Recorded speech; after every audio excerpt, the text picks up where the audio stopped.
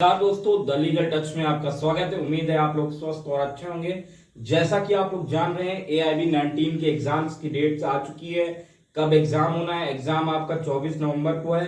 तो अब हमारे पास ज्यादा समय नहीं बचा है।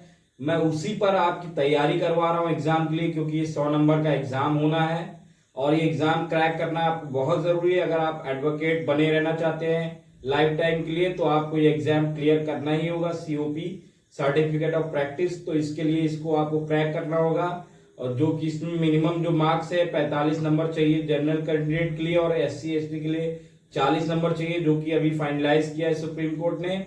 तो अब उसके तहत हम तैयारी कर रहे हैं। मेरा पूरा कोशिश, मेरा पूरा प्रयास है, अगर आप लोग मेरे चैनल को सब्सक्राइब करके बराबर मेरी वीडियोस देखेंगे तो मैं ये गारंटी देता हूं कि 90+ आपके नंबर आएंगे ही आएंगे। तो आइए शुरू करते हैं। इस पर मैंने लास्ट वीडियो बनाया था, उसकी लिंक आपको मिल जाएगी वीडियो पे। आइए दूसरा, उसी को लेकर दूसरा टॉपिक शुरू करते हैं, जो कि है इंडियन एविडेंस एक्ट, जो इसका 5वां टॉपिक है।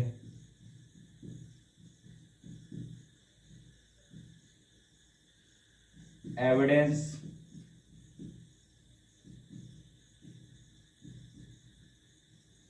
एक्ट। अब इसमें बात करते हैं सबसे महत्वपूर्ण टॉपिक्स क्या है, जैसे कि ये जो है कितने सेक्शन होते हैं इसमें, टोटल नंबर ऑफ सेक्शंस क्या होंगे इसके। सेक्शंस की बात करें तो हम लोग इसमें 167 धाराएं हैं, 167 धारा है। ये भी आ सकता है क्वेश्चन की टोटल नंबर ऑफ सेक्शंस कितने हैं। अब इसमें महत्वपूर्ण, जो इसके मेनली आप स्तंभ बोल सकते हैं, उस पर हम बात करें। जो इसकी महत्वपूर्ण धाराएं उस पर बात करेंगे। जैसे इसमें एक धारा सेक्शन नंबर 3, जो कि क्या डिफाइन करती है, जो ये निर्वाचन डिफाइन करती है। निर्वाचन धारा 3 एविडेंस एक्ट की निर्वाचन डिफाइन करती है। अब इसी से आगे बढ़ते हैं हम लोग। स्वीकृति की परिभाषा, जैसे पूछ लिया आपसे पेपर में कि सेक्शन नंबर 17 क्या बताता है। स्वीकृति की परिभाषा जिसे हम लोग इंग्लिश में बोलते हैं, admission is defined. Mission is defined, ये आपका सेक्शन 17 के अंतर्गत आता है। ये क्वेश्चन लास्ट पेपर में भी आया था, तो उम्मीद है कि ये क्वेश्चन आ सकता है इस बार भी। तो ये पूछ सकता है सेक्शन 17 में क्या बताया गया। जैसे 4 ऑप्शन आ जाएंगे, तो इसमें जो आंसर इसका है स्वीकृति की परिभाषा, एडमिशन इज डिफाइंड, ठीक है, इसमें ये पूछा गया है। अब इसी में बात करते हैं हम लोग। एविडेंस एक्ट पे ही एक सेक्शन और आएगा, ये भी बहुत ही इंपॉर्टेंट सेक्शन है, जो कि है confession caused by in document threat और promise when involved in criminal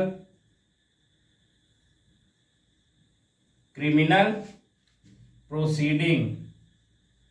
अब मैं आपको इसका हिंदी में अनुवाद बता देता हूं। धमकी व वचन द्वारा कराई गई स्वीकृति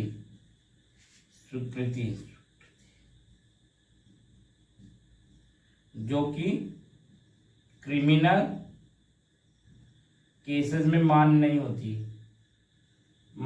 होती, जो कि जैसे फोर्सली किसी को स्वीकृति कराई गई है किसी केस को लेकर, तो ये इसमें मान्य नहीं होगी। ये सबसे महत्वपूर्ण है।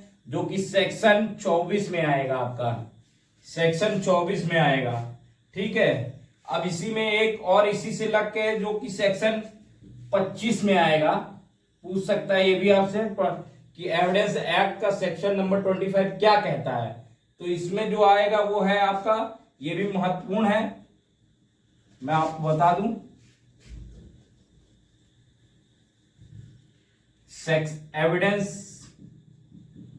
एविडेंस एक्ट सेक्शन 25 क्या कहता है। इसमें है confession by the police, confession by the police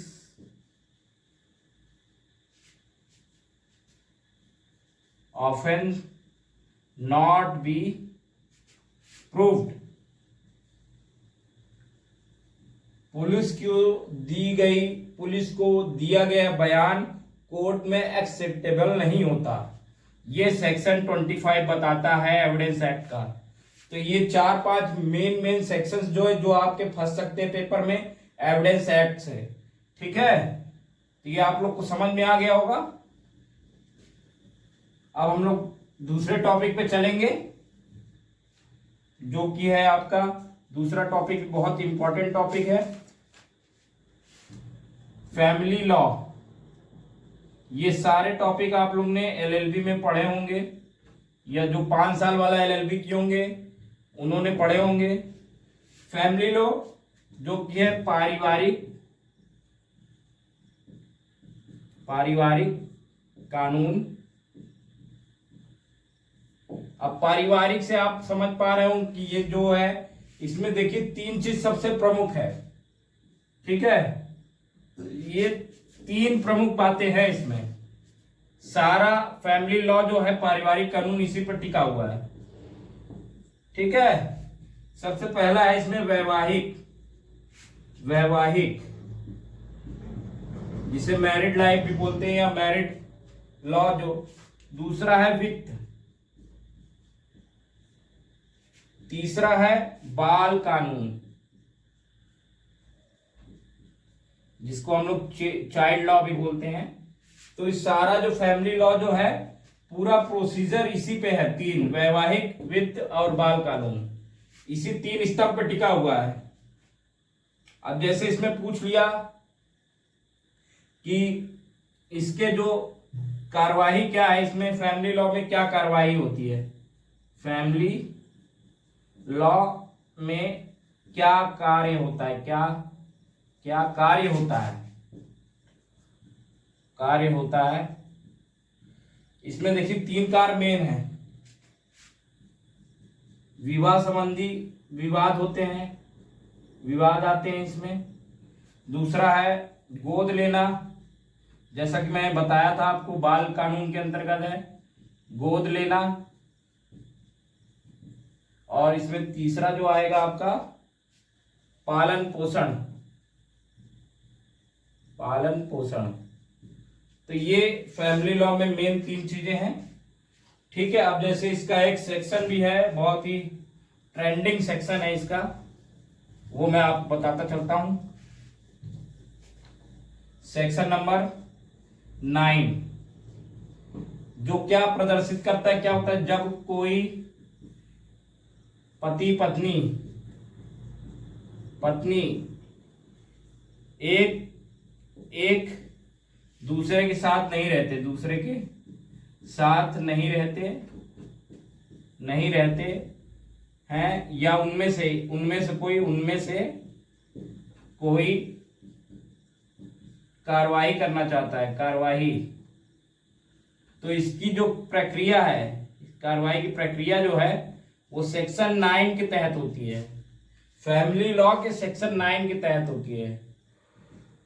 ठीक है, अब इसकी जो आप ये जानिए कि इसकी जो कार्रवाई होगी फैमिली लॉ की, वो सारी आपकी डॉर्बी जो इसकी कोर्ट होती है वो अलग होती है। ठीक है, फैमिली कोर्ट होती है वो अलग कोर्ट होती है, उसमें इसकी कार्रवाई होती है। ठीक है, ये आप लोग समझ गए होंगे फैमिली लॉ का क्या मतलब है। अब हम लोग बात करते हैं तीसरे, और इम्पॉर्टेंट है, वो भी बहुत इम्पॉर्टेंट है, उस पर बात करेंगे हम लोग। लॉ ऑफ ट्रॉट, ये भी आपने पढ़ा होगा, BA LLB के सारे सेमेस्टर में आपने पढ़ा होगा। अब हम बात करते हैं लॉ ऑफ ट्रॉट का जो मीनिंग है। सबसे मेन चीज आप पहले ये समझिए कि इसका जो हिंदी में इसका अर्थ क्या है। हिंदी में इसका अर्थ है अपकृत्य विधि। इसको जो लॉ ऑफ ट्रॉट में सीधा दर्शाया क्या गया है, नुकसान का नियम। अब नुकसान से मतलब है वित्तीय नुकसान या कोई ऐसा दस्तावेज जिसमें कोई गड़बड़ी की गई हो,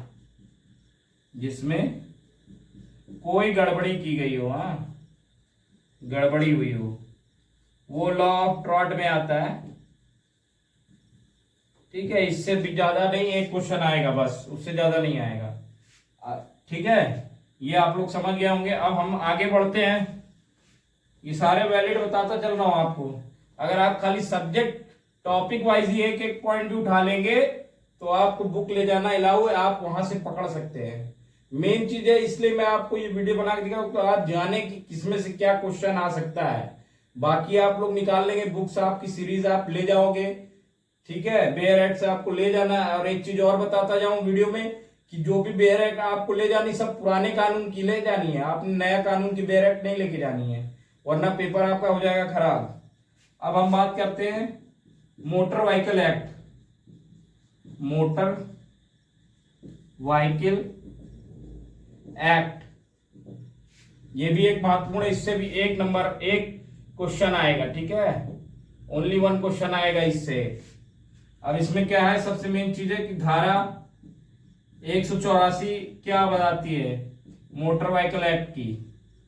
पूछ लेगा आपसे कि सेक्शन 184 क्या है, उसका डिफाइन करिए, उसका बताइए क्या है उसमें। तो इसमें पूछा गया है सीधा जो है कि जो धारा 184 है, लापरवाही करके जो ड्राइविंग करते, लापरवाही करके जो ड्राइविंग करेंगे जिससे किसी की जान या चोट आ सकती, तो उसमें अभी 2 साल तक की सजा और 10,000 रुपए तक का जुर्माना है। तो ये बताता है। अब इसी में एक धारा जुड़ती है इसके साथ साथ धारा, ये भी एक इंपॉर्टेंट धारा है, धारा 145 और धारा 164, जो क्या बताती है